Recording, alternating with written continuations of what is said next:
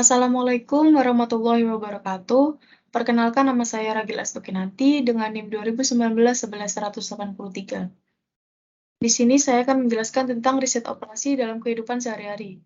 Riset operasi adalah aplikasi metode-metode, teknik-teknik, dan peralatan ilmiah dalam menghadapi masalah-masalah yang timbul dalam operasi perusahaan dengan tujuan menemukan pemecahan yang optimal. Model-model dalam riset operasi di sini ada 4. Yang pertama adalah model ikronik, yaitu merupakan tiruan fisik seperti bentuk aslinya dengan skala yang lebih kecil. Contohnya, maket gedung, model otomotif, dan model pesawat. Kemudian yang kedua ada model analog, yaitu merupakan model fisik tetapi tidak memiliki bentuk yang mirip dengan yang dimodelkan. Contohnya, alat ukur termometer yang menunjukkan model tinggi rendahnya temperatur.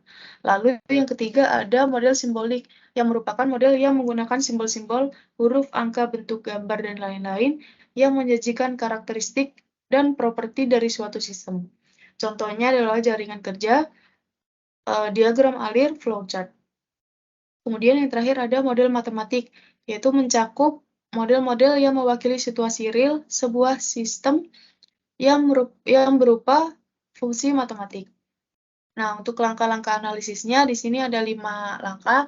Yang pertama ada identifikasi masalah, yang dimana di sini terdapat 3 unsur utama dalam identifikasi masalah. Yang pertama ada fungsi tujuan, yaitu penetapan tujuan untuk membantu mengarahkan upaya memenuhi tujuan yang akan dicapai. Kemudian yang kedua ada fungsi batasan atau kendala. Nah, batasan-batasan yang mempengaruhi persoalan terhadap tujuan yang akan dicapai.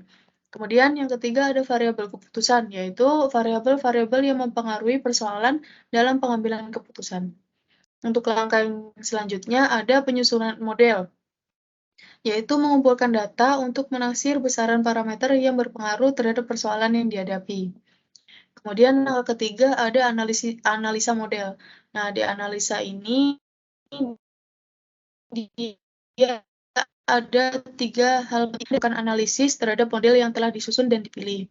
Kemudian yang kedua ada memilih hasil analisis yang terbaik secara optimal. Kemudian yang ketiga ada melakukan uji kepekaan dan analisis post optimal terhadap hasil-hasil analisis model.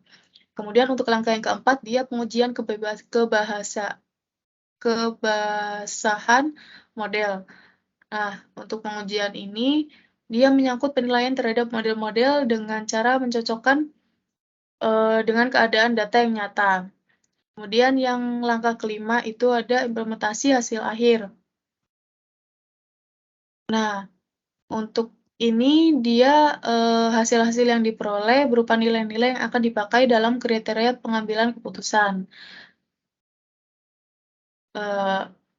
Itu merupakan hasil-hasil analisis yang kiranya dapat dipakai dalam perumusan strategi, target, langkah, kebijakan guna disajikan dengan kendala keputusan dalam bentuk alternatif pilihan. Untuk contoh riset operasi pada lingkungan sekitar itu contohnya perencanaan keberangkatan magang menggunakan transportasi pribadi agar tidak terlambat. Di sini kita bisa lihat untuk analisisnya pada pukul berapa kita harus berangkat, dalam berapa lama jarak tempuh dari kos menuju tempat magang dan memperhitungkan estimasi serta jarak jika terjadi kemacetan.